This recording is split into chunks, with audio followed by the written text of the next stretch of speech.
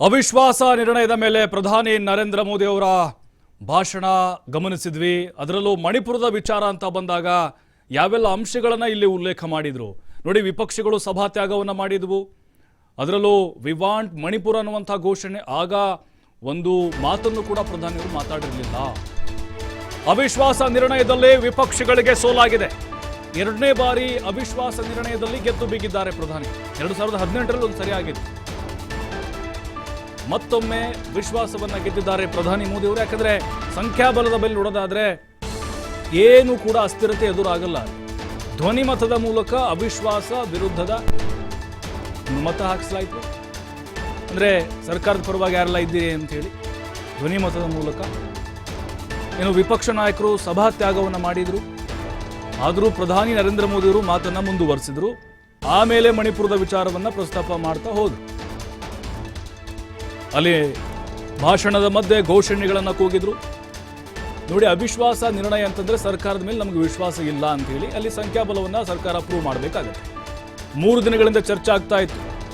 ಮೊನ್ನೆಯಿಂದಲೂ ಕೂಡ ಚರ್ಚೆ ಆಗ್ತಾ ಇತ್ತು. ಪ್ರಧಾನಿ ಮೋದಿ ಅವರು ಸದನಕ್ಕೆ ಬರಬೇಕು, ಉತ್ತರ ಕೊಡಬೇಕು ಅಂತ ವಿಪಕ್ಷಗಳು ಪಟ್ಟು ಹಿಡಿದಿದ್ವು. ಬಟ್ ಇವತ್ತು ಬಹಳ ನಿರ್ಣಾಯಕವಾದಂಥ ದಿನ. ಯಾಕಂದ್ರೆ ಇಂಡಿಯಾ ಮತ್ತು NDA ಈ ಮೈತ್ರಿಕೂಟಗಳ ಮಧ್ಯೆ ನಡೀತಾ ಇರುವಂಥ ಹೋರಾಟ ಇದು.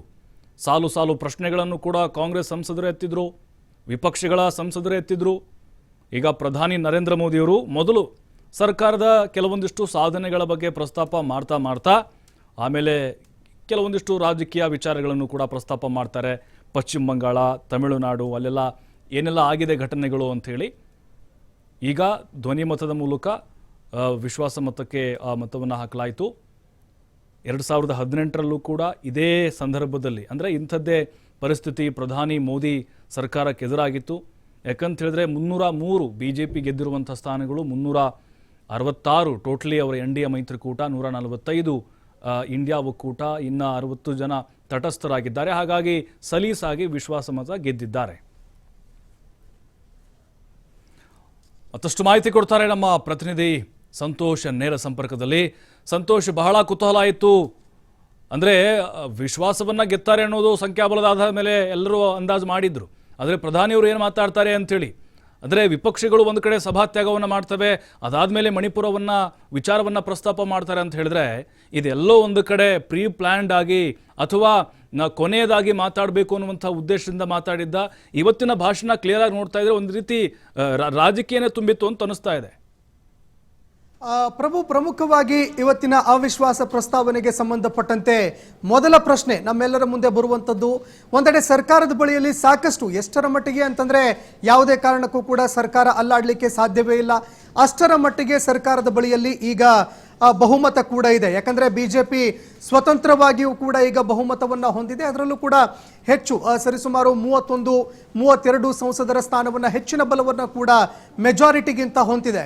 ಇನ್ನು ಮತ್ತೊಂದು ಕಡೆಯಲ್ಲಿ ನಾವು ನೋಡಿದ್ಯಾದ್ರೆ ಆ ಮೈತ್ರಿಕೂಟ, NDA ಮೈತ್ರಿಕೂಟವನ್ನು ಸೇರಿಸಿದಾಗ ಸರಿಸುಮಾರು 366ರಷ್ಟು ಶಾಸಕರ ಸಂಸದರ ಬಲವನ್ನು ಕೂಡ ಈಗಾಗಲೇ BJP ಹೊಂದಿದೆ. ಆದರೆ ಒಂದು ಪ್ರಶ್ನೆ ಈಗ ಎದುರಾಗ್ತಾ ಇರುವಂಥದ್ದು, ಈ ಅವಿಶ್ವಾಸ ನಿರ್ಣಯಕ್ಕೆ ಪ್ರಮುಖ ಕಾರಣ ಏನು ಅನ್ನುವಂಥದ್ದು. ಇದಕ್ಕೆ ಪ್ರಮುಖ ಕಾರಣವನ್ನ ಈಗಾಗಲೇ ಅಧೀರ್ ರಂಜನ್ ಚೌಧರಿ ಅವರು ಕೂಡ ತಮ್ಮ ಮಾತುಗಳನ್ನು ಹೇಳುವಂತಹ ಸಂದರ್ಭದಲ್ಲೂ ಈ ಒಂದು ವಿಷಯವನ್ನ ಪ್ರಸ್ತಾಪ ಮಾಡಿದ್ರು. ಮತ್ತೊಂದು ಕಡೆಯಲ್ಲಿ ಗೊಗೊಯ್ ಅವರು ಕೂಡ ಈ ಅವಿಶ್ವಾಸ ಪ್ರಸ್ತಾವವನ್ನ ಇಡುವಂತಹ ಸಂದರ್ಭದಲ್ಲೂ ಕೂಡ ಪ್ರಮುಖವಾಗಿ ಪ್ರಧಾನಿ ಮೋದಿ ಅವರು ಮಣಿಪುರ ವಿಷಯಕ್ಕೆ ಸಂಬಂಧಪಟ್ಟಂತೆ ಮಾತನಾಡಬೇಕು, ಮಣಿಪುರ ವಿಷಯಕ್ಕೆ ಸಂಬಂಧಪಟ್ಟಂತೆ ಉತ್ತರವನ್ನ ಕೊಡಬೇಕು, ಇದೇ ಕಾರಣಕ್ಕಾಗಿ ನಾವು ಈ ಅವಿಶ್ವಾಸ ನಿರ್ಣಯವನ್ನ ತಂದಿದ್ದೀವಿ ಅನ್ನುವಂತಹ ಮಾತನ್ನ ಎಲ್ಲ ನಾಯಕರು ಕೂಡ ಹೇಳ್ತಾರೆ. ಇದಾದ ಬಳಿಕ ಪ್ರಧಾನಿ ಮೋದಿ ಅವರು ಸರಿಸುಮಾರು 1 ಗಂಟೆಯವರೆಗೆ ಮಾತನಾಡ್ತಾರೆ. ಅವರ ಭಾಷಣದುದ್ದಕ್ಕೂ ಕೂಡ ಸರ್ಕಾರದ ಸಾಧನೆಗಳನ್ನ ಹೇಳ್ತಾರೆ. ಪ್ರಮುಖವಾಗಿ ವಿಪಕ್ಷ ನಾಯಕರು ಸರಿಯಾಗಿ ತಯಾರಿಯನ್ನ ಮಾಡಿಕೊಂಡು ಬರಲಿಲ್ಲ. ಎಲ್ಲರೂ ಕೂಡ ಆ ಬೌಲಿಂಗ್ ಏನೋ ಮಾಡ್ತಾ ಇದ್ರು, ಆದರೆ ಎಲ್ಲರೂ ನೋ ಬಾಲ್ ಅನ್ನೇ ಮಾಡ್ತಾ ಇದ್ದಾರೆ. ಆದರೆ ನಮ್ಮ ಕಡೆಯವರು ಉತ್ತಮವಾಗಿರುವಂತಹ ಬ್ಯಾಟಿಂಗ್ ಅನ್ನ ಮಾಡ್ತಾ ಇದ್ದಾರೆ. ನಿರಂತರವಾಗಿ ಸಿಕ್ಸರ್ ಬೌಂಡ್ರಿಗಳನ್ನ ನಮ್ಮವರು ಹೊಡಿತಾ ಇದ್ದಾರೆ ಎನ್ನುವಂತಹ ಮಾತನ್ನ ಕೂಡ ಪ್ರಧಾನಿ ಮೋದಿ ಅವರು ಹೇಳ್ತಾರೆ. ಮತ್ತೊಂದು ಕಡೆಯಲ್ಲಿ ತಮ್ಮ ಸರ್ಕಾರದ ಸಾಧನೆಗಳನ್ನು ಕೂಡ ಇಡುವಂತಹ ಕೆಲಸವನ್ನ ಪ್ರಧಾನಿ ಮೋದಿ ಅವರು ಮಾಡ್ತಾರೆ. ನಿರಂತರವಾಗಿ ಅನೇಕ ವಿಷಯಗಳಿಗೆ ಸಂಬಂಧಪಟ್ಟಂತೆ ಮಾತನಾಡಿದ್ರು. ದೇಶದಲ್ಲಿ ಬಡತನ ನಿರ್ಮೂಲನೆ, ಮತ್ತೊಂದು ಕಡೆಯಲ್ಲಿ ಸ್ವಚ್ಛ ಭಾರತ ಅಭಿಯಾನ, ಇನ್ನೊಂದೆಡೆಯಲ್ಲಿ ಜಲಜೀವನ್ ಮಿಷನ್, ಹಲವಾರು ಯೋಜನೆಗಳ ಲಾಭಗಳನ್ನು ಅವರು ಎಣಿಸ್ತಾ ಹೋದ್ರು, ದೇಶದ ಮುಂದೆ ಇಡ್ತಾ ಹೋದ್ರು. ಆದರೆ ಪ್ರಮುಖವಾಗಿ ಒಂದು ಪ್ರಶ್ನೆಗೆ ಉತ್ತರವನ್ನ ಬಯಸ್ತಾ ಇತ್ತು ವಿರೋಧ ಪಕ್ಷ. ಅದು ಮಣಿಪುರ ವಿಷಯಕ್ಕೆ ಸಂಬಂಧಪಟ್ಟಂತೆ. ಯಾವಾಗ ಪ್ರಧಾನಿ ಮೋದಿ ಅವರು ಮಣಿಪುರ ವಿಷಯಕ್ಕೆ ಸಂಬಂಧಪಟ್ಟಂತೆ ಮಾತನಾಡಲಿಲ್ಲ, ಆಗ ಸಭಾತ್ಯಾಗವನ್ನ ಮಾಡೋದಕ್ಕೆ ವಿಪಕ್ಷ ನಾಯಕರು ಇಂಡಿಯಾ ಮೈತ್ರಿಕೂಟದವರು ಮುಂದಾಗ್ತಾರೆ. ಅದಾದ ಬಳಿಕ ವಾಕೌಟ್ ಕೂಡ ಮಾಡ್ತಾರೆ. ಈ ಸಂದರ್ಭದಲ್ಲಿ ಪ್ರಧಾನಿ ಮೋದಿ ಅವರು ಯಾವಾಗ ಸಭಾತ್ಯಾಗವನ್ನ ಮಾಡಿದ್ರು ಅದೇ ಸಂದರ್ಭದಲ್ಲಿ ಮಣಿಪುರ ವಿಷಯಕ್ಕೆ ಸಂಬಂಧಪಟ್ಟಂತೆ ಮಾತನ್ನ ಆರಂಭಿಸ್ತಾರೆ. ಪ್ರಮುಖವಾಗಿ ಮಣಿಪುರ ವಿಷಯಕ್ಕೆ ಸಂಬಂಧಪಟ್ಟಂತೆ ವಿಪಕ್ಷ ನಾಯಕರು ಕೇಳಿದಂತಹ ಪ್ರಶ್ನೆ ಏನಿತ್ತು ಅನ್ನುವಂಥದ್ದನ್ನು ಕೂಡ ನಾವು ನೋಡಬೇಕಾಗತ್ತೆ. ಮಣಿಪುರಕ್ಕೆ ಪ್ರಧಾನಿ ಮೋದಿ ಅವರು ಯಾಕೆ ಹೋಗಲಿಲ್ಲ? ಇನ್ನು ಮತ್ತೊಂದು ಕಡೆಯಲ್ಲಿ ಮಣಿಪುರ ವಿಷಯಕ್ಕೆ ಸಂಬಂಧಪಟ್ಟಂತೆ ಪ್ರಧಾನಿ ಮೋದಿ ಅವರು ಮೌನವನ್ನ ಮುರಿದಿದ್ದು 80 ದಿನಗಳು ಆದ ಬಳಿಕ ಯಾವ ಕಾರಣಕ್ಕಾಗಿ ಅವರು 80 ದಿನಗಳವರೆಗೆ ಮೌನವಾಗಿದ್ರು? ಇನ್ನು ಮತ್ತೊಂದು ಕಡೆಯಲ್ಲಿ ಮಣಿಪುರಕ್ಕೆ ಭಾರತದ ಸೈನ್ಯವನ್ನ ಒಂದು ವೇಳೆ ಕಳಿಸಿದ್ದೇ ಆದರೆ ಒಂದೇ ಒಂದು ದಿನದಲ್ಲಿ ಮಣಿಪುರವನ್ನ ಶಾಂತವಾಗಿರಿಸುವಲ್ಲಿ ನಮ್ಮ ದೇಶದ ಸೈನ್ಯ ಶಕ್ಯವಾಗಿದೆ, ಅಷ್ಟು ರೀತಿಯಲ್ಲಿ ಶಕ್ತಿಯನ್ನು ಹೊಂದಿದೆ ಅನ್ನುವಂತಹ ಮಾತನ್ನು ಕೂಡ ರಾಹುಲ್ ಗಾಂಧಿ ಅವರು ಹೇಳಿದ್ರು. ಹೀಗಾಗಿ ಈ ಪ್ರಮುಖ ಪ್ರಶ್ನೆಗಳು ಏನಿದೆ ಆ ಪ್ರಶ್ನೆಗೆ ಉತ್ತರವಂತೂ ಸಿಗಲಿಲ್ಲ. ಮತ್ತೊಂದು ಕಡೆಯಲ್ಲಿ ಯಾವ ರೀತಿಯಾಗಿ ರಾಹುಲ್ ಗಾಂಧಿ ಅವರು ವಾಗ್ದಾಳಿ ನಡೆಸಿದ್ರು, ಮತ್ತೊಂದೆಡೆಯಲ್ಲಿ ಸರ್ಕಾರ ಪಕ್ಷದ ನಾಯಕರೇನಿದ್ರು, ಈವನ್ ಪ್ರಧಾನಿ ಮೋದಿ ಅವರಿಂದ ಹಿಡಿದು ಯಾರ್ಯಾರು ಸರ್ಕಾರದಲ್ಲಿ ಇರುವಂತಹ ಮಂತ್ರಿಗಳಿದ್ದಾರೆ ಎಲ್ಲರನ್ನೂ ಕೂಡ ನಿಜ ಅನ್ನುವಂತಹ ಮಾತನ್ನ ಕೂಡ ರಾಹುಲ್ ಗಾಂಧಿ ಅವರು ಹೇಳಿದ್ರು. ಇನ್ನು ಮತ್ತೊಂದು ಕಡೆಯಲ್ಲಿ ಮಣಿಪುರದಲ್ಲಿ ನೀವು ಭಾರತ ಮಾತೆಯನ್ನ ಹತ್ಯೆ ಮಾಡಿದಿರಿ, ಮಣಿಪುರದ ರೂಪದಲ್ಲಿ ನೀವು ಭಾರತ ಮಾತೆಯನ್ನ ಹತ್ಯೆ ಮಾಡಿದಿರಿ, ಮಣಿಪುರದ ಜನರ ಮನದಲ್ಲಿ ನೆಲೆಸಿರುವಂತಹ ಭಾರತ ಮಾತೆಯ ಪರಿಕಲ್ಪನೆಯನ್ನ ನೀವು ಹತ್ಯೆ ಮಾಡಿದಿರಿ ಅನ್ನುವಂತಹ ಆರೋಪವನ್ನ ಮಾಡಿದ್ರು. ನೇರವಾಗಿ ಪ್ರಹಾರವನ್ನ ರಾಹುಲ್ ಗಾಂಧಿ ಅವರು ಮಾಡ್ತಾರೆ. ಇದಾದ ಬಳಿಕ ಪ್ರಧಾನಿ ಮೋದಿ ಅವರು ಏನ್ ಮಾತನಾಡ್ತಾರೆ ಮಣಿಪುರ ವಿಷಯಕ್ಕೆ ಸಂಬಂಧಪಟ್ಟಂತೆ ಅನ್ನುವಂಥದ್ದು ಸಾಕಷ್ಟು ರೀತಿಯಲ್ಲಿ ಕುತೂಹಲ ಮೂಡಿಸ್ತಾ ಇತ್ತು. ಪ್ರಧಾನಿ ಮೋದಿ ಅವರು ಮಾತನಾಡುವಂತಹ ಸಂದರ್ಭದಲ್ಲಿ ಈ ಹತ್ಯೆ ಅನ್ನುವಂತಹ ಪದವನ್ನ ನೀವು ಬಳಕೆ ಮಾಡಿ ಇಡೀ ದೇಶವನ್ನ ಅಪಮಾನ ಮಾಡಿದಿರಿ, ದೇಶದ ಅಸ್ಮಿತೆಗೆ ನೀವು ಧಕ್ಕೆಯನ್ನು ತಂದಿದ್ದೀರಿ ಅನ್ನುವಂತಹ ಮಾತನ್ನ ಪ್ರಧಾನಿ ಮೋದಿ ಅವರು ಹೇಳ್ತಾರೆ. ಇನ್ನು ಮತ್ತೊಂದು ಕಡೆಯಲ್ಲಿ ದೇಶದ ಅಖಂಡತೆ ಏಕತೆಯ ಬಗ್ಗೆಯೂ ಕೂಡ ಪ್ರಧಾನಿ ಮೋದಿ ಅವರು ಮಾತನಾಡಿದ್ರು. ಮಣಿಪುರ ದೇಶದ ಒಂದು ಅವಿಭಾಜ್ಯ ಅಂಗವಾಗಿದೆ, ಯಾರೂ ಕೂಡ ಮಣಿಪುರವನ್ನ ವಿಭಜಿಸಲಿಕ್ಕೆ ಮುಂದಾಗಿಲ್ಲ. ನಾವು ಮಣಿಪುರದ ವಿಷಯಕ್ಕೆ ಸಂಬಂಧಪಟ್ಟಂತೆ ರಾಜಕೀಯ ಮಾಡಲಿಕ್ಕೆ ಬಯಸ್ತಾ ಇಲ್ಲ. ಮಣಿಪುರದ ನೋವೇನಿದೆ ಅದಕ್ಕೆ ಮುಲಾಮನ್ನ ಹಚ್ಚುವಂತಹ ಕೆಲಸವನ್ನ ರಾಜಕಾರಣಿಗಳು ಮಾಡಬೇಕಾಗಿದೆ, ನಾವೆಲ್ಲರೂ ಕೂಡ ಒಗ್ಗೂಡಿ ಮಾಡಬೇಕಾಗಿದೆ ಅನ್ನುವಂತಹ ಮಾತನ್ನ ಕೂಡ ಪ್ರಧಾನಿ ಮೋದಿ ಅವರು ಹೇಳಿದ್ರು. ಆದರೆ ಈ ಆರೋಪ ಪ್ರತ್ಯಾರೋಪ ಚರ್ಚೆ ಇದೆಲ್ಲದರ ನಡುವೆ ಮಣಿಪುರದ ವಿಷಯಕ್ಕೆ ಸಂಬಂಧಪಟ್ಟಂತೆ ಏನೆಲ್ಲ ಬೆಳವಣಿಗೆ ಆಯಿತು ಅದನ್ನು ಕೂಡ ನಾವು ನೋಡಬೇಕಾಗತ್ತೆ. ಯಾಕಂದ್ರೆ ರಾಜಕೀಯ ಆರೋಪ ಪ್ರತ್ಯಾರೋಪ, ಮತ್ತೊಂದು ಕಡೆಯಲ್ಲಿ ಹಗ್ಗ ಜಗ್ಗಾಟ ಇದೆಲ್ಲವೂ ಕೂಡ ನಡೀತಾ ಇರುತ್ತೆ. ಇವತ್ತು ಏನು ಮಣಿಪುರದ ಶಾಸಕರಿದ್ದಾರೆ, 40 ಜನ ಶಾಸಕರು, ಮಣಿಪುರದ ಶಾಸಕರು ಪ್ರಧಾನಿ ಮೋದಿ ಅವರಿಗೆ ಪತ್ರವನ್ನು ಬರೆದಿದ್ದಾರೆ. ಮಣಿಪುರದಲ್ಲಿ ಶಾಂತಿ ನೆಲೆ ಊರಬೇಕು ಅಂದ್ರೆ ಮೊಟ್ಟ ಮೊದಲ ಬಾರಿಗೆ ಮಣಿಪುರದಲ್ಲಿ ಸೈನ್ಯವನ್ನು ಕಳಿಸುವಂತಹ ಕೆಲಸವನ್ನ ಪ್ರಧಾನಿ ಮೋದಿ ಅವರು ಮಾಡಬೇಕು ಅನ್ನುವಂತಹ ಬೇಡಿಕೆಯನ್ನು ಇಟ್ಟಿದ್ದಾರೆ.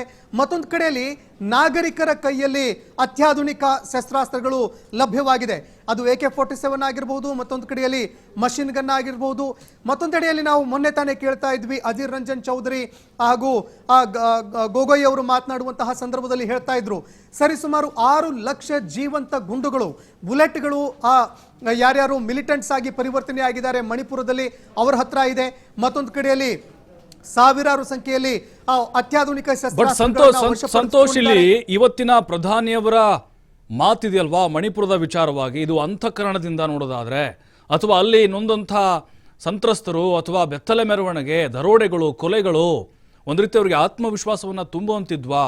ಯಾಕಂತ ಹೇಳಿದ್ರೆ ಇಡೀ ದೇಶವೇ ಗಮನಿಸ್ತಾ ಇದೆ ಪ್ರಧಾನಿ ಏನು ಮಾತಾಡ್ಬೋದು ಅಂತೇಳಿ. ಅಂದ್ರೆ ಇದರಲ್ಲೂ ಕೂಡ ರಾಜಕೀಯ ಬೆರೆತು ಹೋಯ್ತಾ ಅಂತ ಹೇಳಿ, ವಾಗ್ದಾಳಿಗೆ ಮಾತ್ರ, ಆರೋಪ ಪ್ರತ್ಯಾರೋಪಕ್ಕೆ ಮಾತ್ರ ಸೀಮಿತ ಆಯ್ತಾ ಅಂತ ಹೇಳಿ ನೋಡಿದ್ರೆ, ಓವರ್ ಆಗಿ ನೋಡಿದ್ರೆ ಹೌದು ಪ್ರಭು, ಅದು ಕಾಂಗ್ರೆಸ್ನ ವಿಷಯವಾಗಿರಬಹುದು, ಮತ್ತೊಂದು ಕಡೆಯಲ್ಲಿ ಬಿಜೆಪಿಯ ವಿಷಯವಾಗಿರಬಹುದು. ಮಣಿಪುರ ಈಗ ಎಷ್ಟರ ಮಟ್ಟಿಗೆ ಸಂಪೂರ್ಣವಾಗಿ ಯುದ್ಧ ಭೂಮಿಯಾಗಿ ಮಾರ್ಪಾಡಾಗಿದೆ ಅಂತಂದ್ರೆ ಮಕ್ಕಳೆಲ್ಲರೂ ಕೂಡ ಶಾಲಾ ಕಾಲೇಜುಗಳನ್ನು ಬಿಟ್ಟಿದ್ದಾರೆ. ಮತ್ತೊಂದು ಕಡೆಯಲ್ಲಿ ಮಕ್ಕಳ ಕೈಯಲ್ಲಿ ಅತ್ಯಾಧುನಿಕ ಶಸ್ತ್ರಾಸ್ತ್ರಗಳಿದ್ದಾವೆ, ಅವರ ಭವಿಷ್ಯ ಸಂಪೂರ್ಣವಾಗಿ ನುಚ್ಚುನೂರಾಗಿದೆ. ಮತ್ತೊಂದು ಕಡೆಯಲ್ಲಿ ಒಂದು ವಿಷಯವನ್ನ ಬಹಳಷ್ಟು ಗಂಭೀರವಾಗಿ ನಾವಿಲ್ಲಿ ನೋಡಬೇಕಾಗತ್ತೆ. ನೋಡಿ, ಬಿಜೆಪಿಯ ಸಂಸದರು, ಮತ್ತೊಂದೆಡೆಯಲ್ಲಿ ಶಾಸಕರು, ಸಚಿವರ ಮನೆಗಳಿಗೆ ಅಲ್ಲಿ ಬೆಂಕಿಯನ್ನ ಇಡಲಾಗಿದೆ. ಸಾಮಾನ್ಯ ನಾಗರಿಕರ ವಿಷಯಕ್ಕೆ ಸಂಬಂಧಪಟ್ಟಂತೆ ಈ ರೀತಿಯಾಗಿದ್ರೆ ಅದು ಎರಡನೇ ಮಾತು. ಆದರೆ ನಾಯಕರ ಮನೆಗಳಿಗೆ ಬೆಂಕಿ ಇಟ್ಟರೂ ಕೂಡ ಯಾವುದೇ ರೀತಿಯಾದಂತಹ ಕ್ರಮಕ್ಕೆ ಸರ್ಕಾರಗಳು ಮುಂದಾಗೋದಿಲ್ಲ.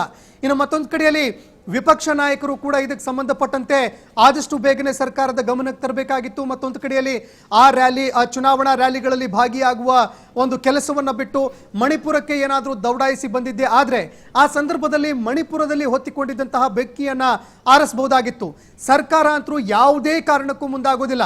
ಪ್ರಧಾನಿ ಮೋದಿ ಅವರು ಮಾತನಾಡಿದ್ದೆ 80 ದಿನಗಳ ಬಳಿಕ ಮಾತನಾಡಿದ್ದು ಕೂಡ ಕೇವಲ 30 ಸೆಕೆಂಡುಗಳವರೆಗೆ ಮಾತ್ರ.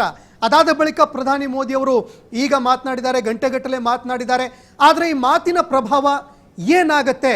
ಮಣಿಪುರದಲ್ಲಿ ಹೊತ್ತಿ ಉರಿತಾ ಇರುವಂತಹ ಬೆಂಕಿ ಏನಿದೆ ಇದು ಆರ್ ಹೋಗತ್ತಾ? ಇವತ್ತೇ ಮಣಿಪುರದ 40 ಜನ ಶಾಸಕರು ಪತ್ರವನ್ನ ಬರೆದಿದ್ದಾರೆ. 6 ಸೂಚನೆಗಳನ್ನ ಪ್ರಧಾನಿ ಮೋದಿ ಅವರಿಗೆ ಕೊಟ್ಟಿದ್ದಾರೆ. ಇದನ್ನಾದ್ರೂ ಪರಿಗಣಿಸುವಂತಹ ಕೆಲಸವನ್ನ ಪ್ರಧಾನಿ ಮೋದಿ ಅವರು ಮಾಡ್ತಾರಾ? ಇದು ಕೂಡ ಈವರೆಗೆ ಪ್ರಶ್ನಾರ್ಥಕವಾಗಿದೆ. ಇನ್ನು ಮತ್ತೊಂದು ಕಡೆಯಲ್ಲಿ ಬಹಳಷ್ಟು ಸೂಕ್ಷ್ಮವಾಗಿ ನಾವು ಒಂದು ವಿಷಯವನ್ನ ಗಮನಿಸಬೇಕಾಗತ್ತೆ. ನಿರಂತರವಾಗಿ ಯಾವಾಗ ಹೋರಾಟಗಳಾಗ್ತಾ ಇತ್ತು ಅದೇ ಸಂದರ್ಭದಲ್ಲಿ ಮಣಿಪುರದ ಜನರು ಮಣಿಪುರದ ವಿಷಯಕ್ಕೆ ಸಂಬಂಧಪಟ್ಟಂತೆ ಮನ್ ಕಿ ಬಾತ್ ಅನ್ನ ನೀವು ಬಿಚ್ಚಡಿ ಪ್ರಧಾನಿ ಮೋದಿ ಅವರೇ ಅಂತ ನಿರಂತರವಾಗಿ ರೇಡಿಯೋಗಳನ್ನ ಒಡೆದು ಹಾಕಿದ್ರು. ಮತ್ತೊಂದು ಕಡೆಯಲ್ಲಿ ಮೊಬೈಲ್ಗಳನ್ನ ಒಡೆದು ಹಾಕಿದ್ರು. ಮನ್ ಕಿ ಬಾತ್ ಅನ್ನುವಂತಹ ಏನು ಫ್ಲಾಗ್ ಇತ್ತು, ಬ್ಯಾನರ್ಗಳಿದ್ವು, ಅದೆಲ್ಲವನ್ನು ಹಿಡಿದು ರೇಡಿಯೋಗಳಿಗೆ ಬೆಂಕಿ ಹಚ್ಚಿ ಆಕ್ರೋಶವನ್ನ ವ್ಯಕ್ತಪಡಿಸಿದ್ರು. ಆದ್ರೆ ಯಾರು ಕೂಡ ತಮ್ಮ ಮನದ ಮಾತನ್ನ ಮಾತನಾಡಲಿಲ್ಲ. ಮಣಿಪುರದ ಜನರ ಮನದ ಅಂತರಾಳದ ಮಾತುಗಳನ್ನ ಯಾರು ಕೂಡ ಕೇಳಿಸಿಕೊಳ್ಳುವಂತಹ ಕೆಲಸಕ್ಕೆ ಮುಂದಾಗಲಿಲ್ಲ. ಇನ್ನು ಮತ್ತೊಂದು ಕಡೆಯಲ್ಲಿ ಯಾವ ಮಹಿಳೆಯರನ್ನ ಬೆತ್ತಲೆಯಾಗಿ ಮೆರವಣಿಗೆ ಮಾಡಲಾಯಿತು, ಅದರಲ್ಲಿ ಒಬ್ಬರು ಈ ದೇಶದ ಕಾರ್ಗಿಲ್ ಯುದ್ಧದಲ್ಲಿ ಭಾಗಿಯಾದಂತಹ ಒಬ್ಬ ಸೈನಿಕನ ಪತ್ನಿ. ಇಷ್ಟೊಂದು ಭಯಾನಕ ಘಟನೆ ಘಟಿಸಿದ್ರು ಕೂಡ ಸರ್ಕಾರ ಈ ಮಾಹಿತಿಯನ್ನ ಯಾಕೆ ಈ ದೇಶದ ಜೊತೆಯಲ್ಲಿ ಹಂಚಿಕೊಳ್ಳಲಿಲ್ಲ? ಯಾಕಂದ್ರೆ ಸರಿಸುಮಾರು 2 ತಿಂಗಳಾಗಿತ್ತು. ಈ ನಡುವೆ ಖುದ್ದು ಗೃಹ ಸಚಿವ ಅಮಿತ್ ಶಾ ಅವರು ಮಣಿಪುರಕ್ಕೆ ಭೇಟಿ ಕೊಡ್ತಾರೆ. 3 ದಿನಗಳವರೆಗೆ ನಿರಂತರವಾಗಿ ಮಣಿಪುರದಲ್ಲೇ ಮೊಕ್ಕಾಂ ಹೂಡ್ತಾರೆ. ಆದರೂ ಕೂಡ ಅಮಿತ್ ಶಾ ಅವರ ಗಮನಕ್ಕೆ ಈ ಘಟನೆಗಳು ಯಾಕೆ ಬರಲಿಲ್ಲ? ಬಂದರೂ ಕೂಡ ಅಮಿತ್ ಶಾ ಅವರು ಮೌನವಾಗಿದ್ರ? ಈ ಎಲ್ಲಾ ಪ್ರಶ್ನೆಗಳಿಗೂ ಕೂಡ ಉತ್ತರ ಸಿಗಬೇಕಾಗಿತ್ತು. ಮಣಿಪುರದ ವಿಷಯಗಳಿಗೆ ರಾಜಕೀಯ ನಡೀತಾ ಇದೆ. ರಾಜಕೀಯವನ್ನು ನಾವು ಪಕ್ಕಕ್ಕಿಡೋಣ. ಒಂದೆಡೆ ವಿರೋಧ ಪಕ್ಷಗಳು ಆರೋಪವನ್ನ ಮಾಡ್ತಾ ಇದೆ, ಮತ್ತೊಂದು ಕಡೆಯಲ್ಲಿ ಸರ್ಕಾರ ಪಕ್ಷಗಳು ನಿರಂತರವಾಗಿ ವಾಗ್ಬಾಣವನ್ನ ಹೂಡ್ತಾ ಇದ್ದಾವೆ. ಇದೆಲ್ಲವೂ ಪಕ್ಕಕ್ಕಿರಲಿ.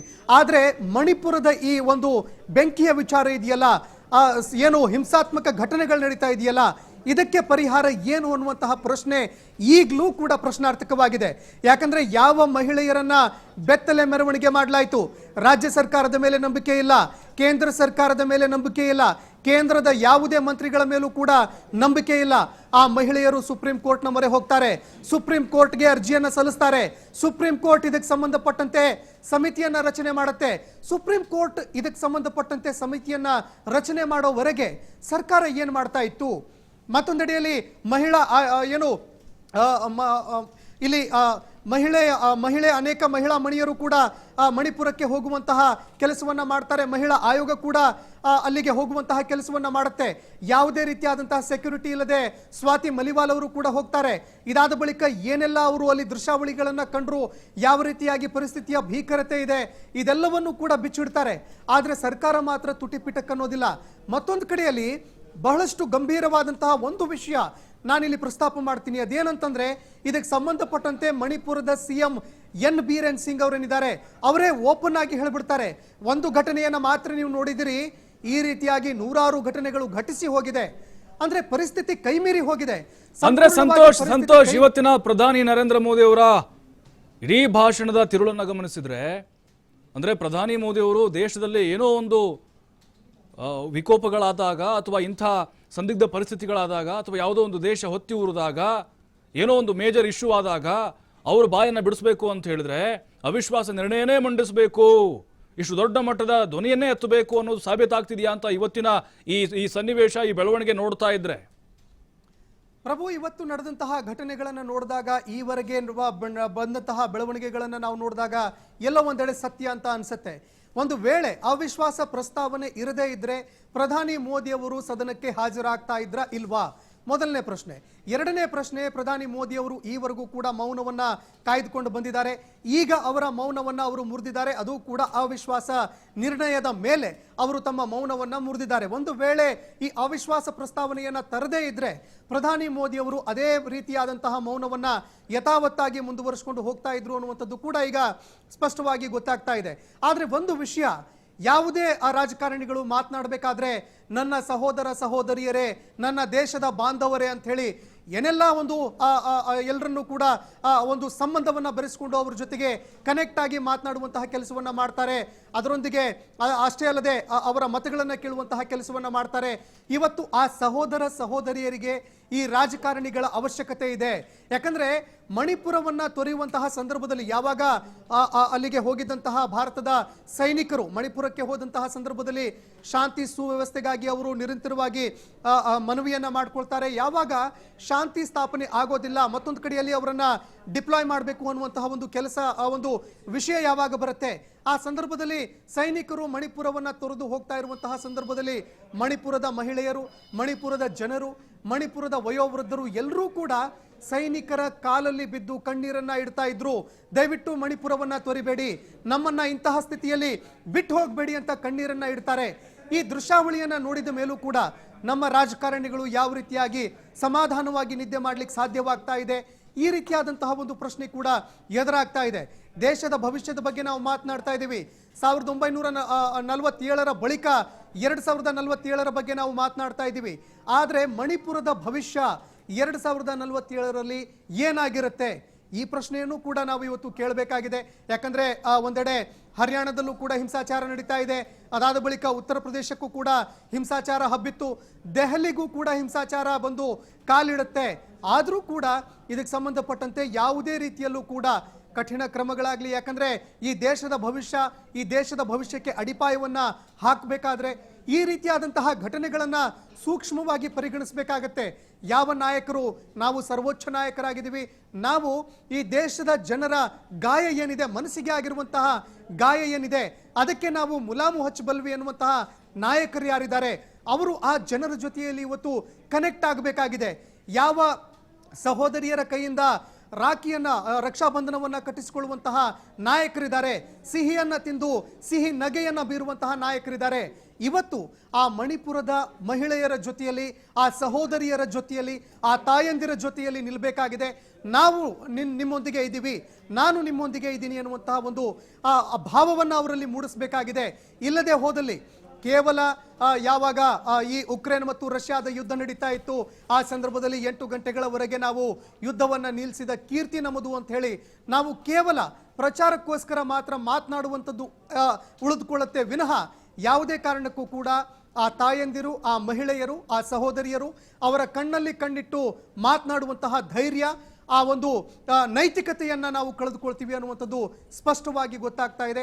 ಈಗಲಾದರೂ ರಾಜಕಾರಣಿಗಳು ಈ ಒಂದು ವಿಷಯಕ್ಕೆ ಸಂಬಂಧಪಟ್ಟಂತೆ, ಅದರಲ್ಲೂ ಮಣಿಪುರದ ವಿಷಯಕ್ಕೆ ಸಂಬಂಧಪಟ್ಟಂತೆ ಈ ರಾಜಕಾರಣವನ್ನ ಪಕ್ಕಕ್ಕೆ ಇಟ್ಟು ನಿಜವಾಗ್ಲೂ ಮಣಿಪುರಕ್ಕಾಗಿ ನಾವು ಏನು ಮಾಡಬೇಕಾಗಿದೆ, ಎಲ್ಲ ವಿಪಕ್ಷ ನಾಯಕರನ್ನ ಒಗ್ಗೂಡಿಸಿಕೊಂಡು ಈ ಒಂದು ಮಣಿಪುರದ ಹಿಂಸಾಚಾರವನ್ನ, ಮಣಿಪುರದಲ್ಲಿ ಹೊತ್ತಿಕೊಂಡಿರುವಂತಹ ಬೆಂಕಿಯನ್ನ ಆರಿಸುವಂತಹ ಕೆಲಸಕ್ಕೆ ನಮ್ಮ ನಾಯಕರು ಮುಂದಾಗಬೇಕಾಗಿದೆ. ಪ್ರಭು ಸಂತೋಷ್, ಈಗ ಗಮನಿಸ್ತಾ ಇದ್ದೀವಿ ಪ್ರಧಾನಿ ನರೇಂದ್ರ ಮೋದಿಯವರ 2019ರ ನಂತರ ಎಷ್ಟು ಅವರು ಉತ್ತರಗಳನ್ನು ಕೊಟ್ಟಿದ್ದಾರೆ, ಅದೇ ಸದನದಲ್ಲಿ ವಿಪಕ್ಷಗಳ ಟೀಕೆಗಳಿಗೆ ಅಥವಾ ಆರೋಪಗಳಿಗೆ ಯಾವ ರೀತಿ ಉತ್ತರ ಕೊಟ್ಟಿದ್ದಾರೆ, ಎಲ್ಲವೂ ಕೂಡ ಇಲ್ಲಿ ಒನ್ ಸೈಡ್ ಆಗ್ತಾ ಇದೆ ಅಂತ ಅನ್ನಿಸ್ತಾ ಇದೆ. ಅಂದರೆ ಈ ರೀತಿ ಕೆಲವೊಂದಿಷ್ಟು ಪ್ರಕ್ರಿಯೆಗಳ ಮೂಲಕ ಅವರನ್ನು ಮಾತನಾಡಿಸುವಂಥ ಪ್ರಯತ್ನಗಳು ಅಥವಾ ಅವರು ಸದನಕ್ಕೆ ಬರುವಂಥ ನೋಡ್ತಾ ಇದ್ದೀವಿ. ಸದನಕ್ಕೆ ಯಾವ ರೀತಿ ಗೈರಾಗ್ತಾ ಇದ್ರು ಆರಂಭದಲ್ಲಿ, ಈ ಹಿಂದೆ ಕಲಾಪಕ್ಕೂ ಕೂಡ ಎಷ್ಟರ ಮಟ್ಟಿಗೆ ಹಾಜರಾಗಿದ್ರು ಅನ್ನೋದು ಗೊತ್ತಿದೆ. ಬಟ್ ಎಲ್ಲೋ ಒಂದು ಕಡೆ ಇತ್ತೀಚೆಗೆ ಈ ಕಲಾಪಗಳು ಅಥವಾ ಈ ಸಂಸತ್ನ ಸದನಗಳನ್ನು ನೋಡ್ತಾ ಇದ್ರೆ ಜನಪರ ಸಮಸ್ಯೆಗಳಿಗಿಂತ, ಆ ಒಂದು ಅಭಿಪ್ರಾಯಗಳಿಗಿಂತ ಹೆಚ್ಚಾಗಿ ವೈಯಕ್ತಿಕವಾದಂಥ ಟೀಕೆ ಟಿಪ್ಪಣಿಗಳು ಅಥವಾ ರಾಜಕೀಯವಾದಂಥ ಆರೋಪ ಪ್ರತ್ಯಾರೋಪಗಳಾಗ್ತಾ ಇದೆ. ಅಥವಾ ಪ್ರಧಾನಿ ಮೋದಿ ಅವರು ನಡೆದ ಎಲ್ಲವೂ ಕೂಡ ಪ್ರಜಾಪ್ರಭುತ್ವಕ್ಕೆ ಒಂದು ರೀತಿ ಮಾರಕ ಅಂತ ಅನಿಸ್ತಾ ಇದೆ ಎಲ್ಲ ಬೆಳವಣಿಗೆ ನೋಡ್ತಾ ಇದ್ರೆ. ಪ್ರಭು, ಪ್ರಮುಖವಾಗಿ ನಾವು ಈ ಹಿಂದೆ ಎಲ್ಲ ಸದನವನ್ನ ನೋಡಿದಾಗ ದೇಶದಲ್ಲಿ ಏನು ಬೆಳವಣಿಗೆ ಆಗ್ತಾ ಇದೆ, ಯಾವ ಕಾನೂನುಗಳು ರೂಪವಾಗ್ತಾ ಇದ್ದಾವೆ, ಆ ಕಾನೂನಿಗೆ ಸಂಬಂಧಪಟ್ಟಂತೆ ಏನೆಲ್ಲ ತಿದ್ದುಪಡಿ ಬರಬೇಕು, ಅದರಲ್ಲಿ ಏನೆಲ್ಲ ಸೇರಿಸಬೇಕು, ಏನೆಲ್ಲ ತೆಗೆದು ಹಾಕಬೇಕು, ಯಾವ ರೀತಿಯಾಗಿ ದೇಶಕ್ಕೆ ಇದು ಲಾಭದಾಯಕವಾಗುತ್ತೆ, ಯಾವ ರೀತಿಯಾಗಿ ಇದು ದೇಶಕ್ಕೆ ಮಾರಕವಾಗುತ್ತೆ, ಈ ರೀತಿಯಾದಂತಹ ಸಾಕಷ್ಟು ರೀತಿಯಲ್ಲಿ ಚರ್ಚೆ ಆಗ್ತಾ ಇತ್ತು. ಸರಿಸುಮಾರು ತಿಂಗಳುಗಟ್ಟಲೆ, ವರ್ಷಾನುಗಟ್ಟಲೆ ಒಂದೇ ಒಂದು ಕಾಯ್ದೆಯ ಮೇಲೆ ಚರ್ಚೆಗಳಾಗಿದ್ದನ್ನೂ ಕೂಡ ನಾವು ಈ ಹಿಂದೆ ನೋಡಿದ್ದೀವಿ. ಸರಿಸುಮಾರು 4-5 ವರ್ಷಗಳವರೆಗೆ ಚರ್ಚೆಯಾದ ಬಳಿಕ ಒಂದೊಂದು ಕಾನೂನುಗಳು ಪಾಸ್ ಆಗಿದ್ದು ಕೂಡ ಉದಾಹರಣೆಯಾಗಿದೆ. ಆದರೆ ಈ ದೇಶದಲ್ಲಿ ಇವತ್ತು ಒಂದು ಬಹಳಷ್ಟು ಆಘಾತಕಾರಿಯಾದಂತಹ ಬೆಳವಣಿಗೆ ನಡೀತಾ ಇದೆ. ಯಾಕಂದ್ರೆ ಸಿಂಪಲ್ ಆಗಿ ನಾವು ನೋಡಿದ್ದೆ ಆದ್ರೆ ಒಂದು ಉದಾಹರಣೆಯನ್ನ, ಕೃಷಿ ಕಾಯ್ದೆಗಳನ್ನ ಈ ದೇಶದಲ್ಲಿ ಜಾರಿ ಮಾಡಲಾಯಿತು. ಈ ಕೃಷಿ ಕಾಯ್ದೆಗಳು ಏನು ಅನ್ನುವಂಥದ್ದು ಯಾರಿಗೂ ಕೂಡ ಈವರೆಗೂ ಗೊತ್ತಿಲ್ಲ. APMC ಕಾಯ್ದೆ ಏನು, APMC ಕಾಯ್ದೆ ಅದು ಕೂಡ ಯಾರಿಗೂ ಗೊತ್ತಿಲ್ಲ. ಇದಕ್ಕೆ ಸಂಬಂಧಪಟ್ಟಂತೆ ಚರ್ಚೆ ಆಗಬೇಕಾಗಿತ್ತು. ಆದರೆ ಚರ್ಚೆಗೆ ಯಾರ್ಯಾರು ವಿಪಕ್ಷ ನಾಯಕರು ಅದಕ್ಕೆ ಸಂಬಂಧಪಟ್ಟಂತೆ ಬೇಡಿಕೆಯನ್ನು ಇಟ್ಟರು ಆ ಸಂದರ್ಭದಲ್ಲಿ, ಅಂದರೆ 2017-18 ಸಂದರ್ಭದಲ್ಲಿ ಏನು ಹೋರಾಟಗಳಾಗ್ತಾ ಇದ್ವು, ಅದಾದ ಬಳಿಕ ಕೃಷಿ ಕಾಯ್ದೆಗಾಗಿ ಹೋರಾಟಗಳು ನಡೆದಂತಹ ಸಂದರ್ಭದಲ್ಲಿ ಅಧಿವೇಶನದಲ್ಲಿ ಈ 3 ಬಿಲ್ಗಳ ಮೇಲೆ ಚರ್ಚೆ ಆಗಬೇಕು ಅನ್ನುವಂತಹ ಬೇಡಿಕೆ ಯಾವಾಗ ಕೇಳಿಬಂತು, ಆ ಸಂದರ್ಭದಲ್ಲಿ ಅನೇಕ ನಾಯಕರನ್ನ ಸದನದಿಂದ ಅವರನ್ನ ಸಸ್ಪೆಂಡ್ ಮಾಡಿದಂತಹ ಘಟನೆಗಳು ಕೂಡ ನಡೆಯಿತು. ಸರಿಸುಮಾರು 18ರಿಂದ 20 ಸಂಸದರನ್ನ ಸಸ್ಪೆಂಡ್ ಮಾಡಲಾಯಿತು. ಅದಾದ ಬಳಿಕ ಬೆಲೆ ಏರಿಕೆ ವಿಷಯಕ್ಕೆ ಸಂಬಂಧಪಟ್ಟಂತೆ ಚರ್ಚೆಗೆ ಆ ಒಂದು ಅವಕಾಶವನ್ನ ಕೇಳಲಾಯಿತು. ಆ ಸಂದರ್ಭದಲ್ಲೂ ಕೂಡ ಅವರನ್ನ ಸಸ್ಪೆಂಡ್ ಮಾಡುವಂತಹ ಘಟನೆಗಳು ನಡೆದವು. ಈಗ ಒಂದು ಮೂಲ ಪ್ರಶ್ನೆಯಲ್ಲಿ ಎದುರಾಗ್ತಾ ಇರುವಂಥದ್ದು, ಕಾನೂನುಗಳು ಯಾರಿಗೋಸ್ಕರ ಆಗ್ತಾ ಇದೆ? ಕೇವಲ ಚುನಾವಣಾ ಆಯೋಗಕ್ಕೆ ಸಂಬಂಧಪಟ್ಟಂತೆ, ಚುನಾವಣಾ ಆಯುಕ್ತರಿಗೆ ಸಂಬಂಧಪಟ್ಟಂತೆ ಆಗ್ತಾ ಇರುವಂತಹ ಬೆಳವಣಿಗೆಗಳು, ಸುಪ್ರೀಂ ಕೋರ್ಟ್ಗಳು ಹೊರಡಿಸಿದಂತಹ ಏನು ಆದೇಶ ಇದೆ ಅದನ್ನು ರದ್ದುಪಡಿಸಲಿಕ್ಕೆ ಕೇವಲ 1-2 ದಿನಗಳಲ್ಲಿ ಮಾತ್ರ ಒಂದು ಕಾಯ್ದೆಯನ್ನ ಪಾಸ್ ಮಾಡಲಾಗ್ತಾ ಇದೆಯಾ, ಅಥವಾ ನಿಜವಾಗ್ಲೂ ಈ ದೇಶದ ಪ್ರಜಾಪ್ರಭುತ್ವವನ್ನು ಬಲಪಡಿಸಲಿಕ್ಕೆ ಆ ಕಾಯ್ದೆ ಏನು ಎತ್ತ ಇದೆಲ್ಲದರ ಬಗ್ಗೆ ಚರ್ಚೆಯಾಗಿ ಈ ದೇಶದ ಪ್ರಜಾಪ್ರಭುತ್ವವನ್ನು ಬಲಪಡಿಸುವಂತಹ ಯಾವುದಾದ್ರೂ ಒಂದು ಬೆಳವಣಿಗೆ ಆಗ್ತಾ ಇದೆಯಾ ಅಂತ ನಾವು ನೋಡಿದ್ರೆ ಯಾವುದು ಕೂಡ ಆಗ್ತಾ ಇಲ್ಲ. ಈವರೆಗೂ ಕೂಡ ನಾವು ನೋಡಿದ್ದೇ ಆದರೆ 3 ಕೃಷಿ ಕಾಯ್ದೆಗಳ ಬಗ್ಗೆ ಯಾರಿಗೂ ಕೂಡ ಗೊತ್ತಿಲ್ಲ. ಯಾವುದೇ ಒಬ್ಬ ರೈತನಿಗೆ ನೀವು ಪ್ರಶ್ನೆ ಮಾಡಿದ್ರು ಕೂಡ ಅದರಿಂದ ಲಾಭ ಆಗ್ತಾ ಇತ್ತಾ ಅಥವಾ ನಷ್ಟ ಆಗ್ತಾ ಇತ್ತಾ, ರೈತರಿಗೆ ಏನಾದರೂ ಅದರಿಂದ ಸಂಕಷ್ಟ ಎದುರಾಗ್ತಾ ಇತ್ತಾ, ಯಾರಿಗೂ ಕೂಡ ಗೊತ್ತಿಲ್ಲ. ಇನ್ನು ಮತ್ತೊಂದು ಕಡೆಯಲ್ಲಿ ಕಳೆದ ಹಲವಾರು ದಿನಗಳಿಂದ ನಾವು ನೋಡ್ತಾ ಇದ್ವಿ, ಸದನದಲ್ಲಿ ಚರ್ಚೆ ಮಾಡಿ ಅಂತ ಹೇಳಿದಾಗ ನೋಡಿ 100 ರೂಪಾಯಿ 200 ರೂಪಾಯಿ, ಈಗ ಟೊಮ್ಯಾಟೊ ಸರಿಸುಮಾರು 250-300 ರೂಪಾಯಿ ಗಡಿಗೆ ಆಸುಪಾಸಿಗೆ ಹೋಗ್ತಾ ಇದೆ.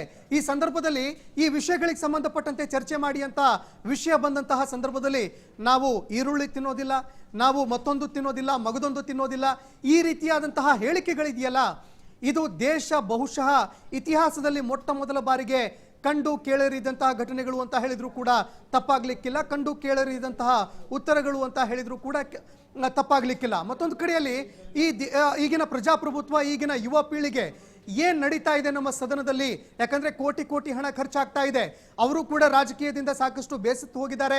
ಯಾರು ಕೂಡ ಯುವಕರಲ್ಲಿ, ಈಗಿನ ಯುವಕರಲ್ಲಿ ನಾವು ಯಂಗ್ ಜನರೇಷನ್ ಅಲ್ಲಿ ರಾಜಕೀಯಕ್ಕೆ ಸಂಬಂಧಪಟ್ಟಂತೆ ಏನು ಬೆಳವಣಿಗೆ ಆಗ್ತಾ ಇದೆ ಅಂತ ಕೇಳಿದ್ರೆ ಇದ್ಯಾವುದನ್ನು ಕೂಡ ನಮಗೆ ಹೇಳಬೇಡಿ ಅನ್ನುವ ಮಟ್ಟಿಗೆ ಈಗಿನ ಯುವ ಪೀಳಿಗೆ ಬಂದಿದೆ.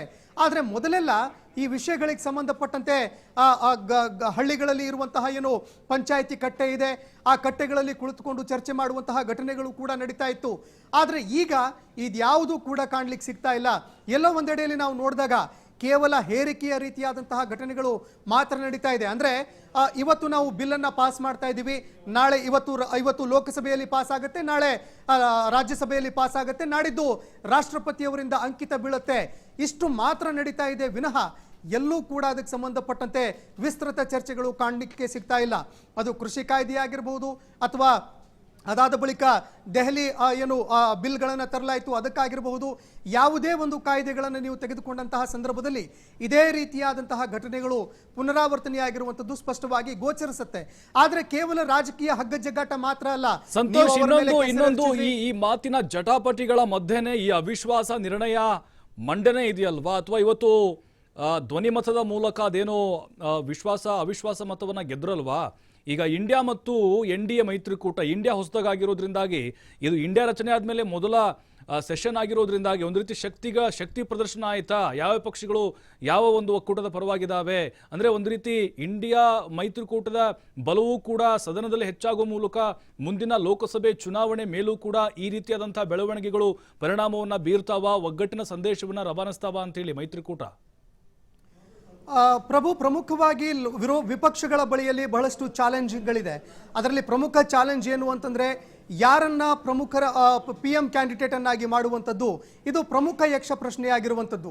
ಇನ್ನು ಮತ್ತೊಂದು ಕಡೆಯಲ್ಲಿ BJPಯ ಒಂದು ವಿಷಯವನ್ನ ನಾವು ಬಂದು ನೋಡಿದಾಗ BJP ಯಾವತ್ತೂ ಕೂಡ ಚುನಾವಣೆಯನ್ನ ಎದುರಿಸಿದ್ದು ಅದು ಮೋದಿ ವರ್ಸಸ್ ಯಾರು ಅನ್ನುವಂತಹ ಪ್ರಶ್ನೆ ಏನಿದೆಯಲ್ಲ, ಇದೇ ಪ್ರಶ್ನೆಯನ್ನ ಇಟ್ಕೊಂಡು ಚುನಾವಣೆಯನ್ನ ಎದುರಿಸ್ತಾ ಇದೆ. ಇನ್ನು ಮತ್ತೊಂದು ಕಡೆಯಲ್ಲಿ ಅದು ರಾಜ್ಯ ಚುನಾವಣೆ ಆಗಿರ್ಬೋದು ಅಥವಾ ರಾಷ್ಟ್ರ ಮಟ್ಟದ ಚುನಾವಣೆ ಆಗಿರ್ಬೋದು, ಲೋಕಸಭೆ ಚುನಾವಣೆ ಆಗಿರ್ಬೋದು, ಎರಡರಲ್ಲೂ ಕೂಡ ಒಂದೇ ಒಂದು ಬಾಣವನ್ನ ಪ್ರಯೋಗ ಮಾಡುವಂತಹ, ಅಸ್ತ್ರವನ್ನ ಪ್ರಯೋಗ ಮಾಡುವಂತಹ ಕೆಲಸವನ್ನ BJP ಮಾಡುತ್ತೆ. ಅದು ಮೋದಿ ವಿರುದ್ಧ ಯಾರು ಅನ್ನುವಂಥದ್ದು. ಆದರೆ ಪ್ರಮುಖವಾಗಿ ನಾವು ನೋಡಿದ್ದೇ ಆದರೆ ಅನೇಕ ರೀತಿಯಾದಂತಹ ಸಮಸ್ಯೆಗಳಿದೆ ದೇಶದಲ್ಲಿ.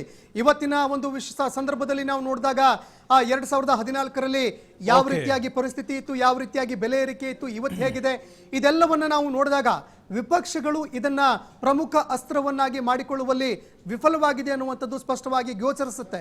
ಹೀಗಾಗಿ ಇದರ ಮೇಲೆ ಅತಿ ಹೆಚ್ಚಿನ ಒಂದು ಗಮನವನ್ನ ಕೇಂದ್ರೀಕರಿಸುವತ್ತ ವಿಪಕ್ಷಗಳು ಇವತ್ತು ಮುಂದಾಗಬೇಕಾಗಿದೆ. ಪ್ರಭು, ಥ್ಯಾಂಕ್ ಯು ಸಂತೋಷ್ ಮಾಹಿತಿಗಾಗಿ.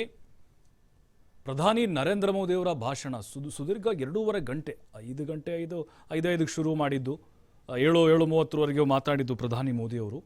ಆರಂಭದಲ್ಲಿ ನೋಡಿ ಮೇಕ್ ಇನ್ ಇಂಡಿಯಾ, ಗಡಿ ವಿಚಾರ, ಜನ್ಧನ್, ಪಾಕಿಸ್ತಾನ, ಚೀನಾ ವಿರುದ್ಧ ಕ್ರಮ, ಇದರ ಬಗ್ಗೆ ಮಾತಾಡ್ತಾ ವಿಪಕ್ಷಗಳು ಸಭಾತ್ಯಾಗ ಮಾಡಿದಾಗ ಆಮೇಲೆ ಮಣಿಪುರದ ವಿಚಾರ ಚರ್ಚೆ ಮಾಡ್ತಾರೆ. ಬಟ್ ಇದೇನಾಗಿದೆ ಅಂತ ಹೇಳಿದ್ರೆ ಅವಿಶ್ವಾಸ ನಿರ್ಣಯ ಮಂಡನೆ ಅನ್ನೋದು ಪ್ರಧಾನಿಯವರ ಮೌನ ಮುರಿಸಲಿಕ್ಕೆ ಅಂತಲೇ ಮಾಡದಂಗೆ, ಅಂದರೆ ಬಹಳ ಸ್ಪಷ್ಟವಾಗಿ ಹೇಳಿದ್ರು ಅವರು, ಮಣಿಪುರದ ಬಗ್ಗೆ ಮಾತಾಡೋಕೆ ನಾವು ಅವಿಶ್ವಾಸ ನಿರ್ಣಯವನ್ನು ಮಂಡಿಸಿದ್ದೀವಿ ಅಂತೇಳಿ. ಬಟ್ ಈಗ ಅವಿಶ್ವಾಸ ನಿರ್ಣಯದಲ್ಲಿ ಪ್ರಧಾನಿ ಮತ್ತೊಮ್ಮೆ ಅಂದರೆ 2ನೇ ಬಾರಿ ಗೆದ್ದಿದ್ದಾರೆ.